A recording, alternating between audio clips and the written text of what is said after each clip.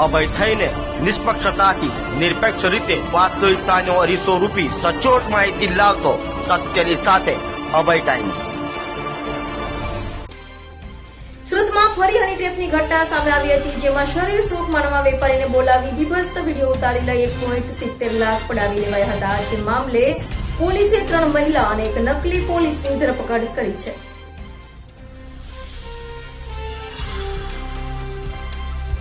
સુરતના કતારગામ વિસ્તારમાં હની ટ્રેપ ઘટના બની હતી। લલિતા ચોકડી વિસ્તારમાં મોબાઈલના વેપારી સાથે હની ટ્રેપનો કિસ્સો બન્યો હતો, જેમાં વેપારીને શરીર સુખ માણવા બોલાવી બીભત્સ વિડીયો ઉતારી બ્લેકમેલ કરવામાં આવ્યો હતો।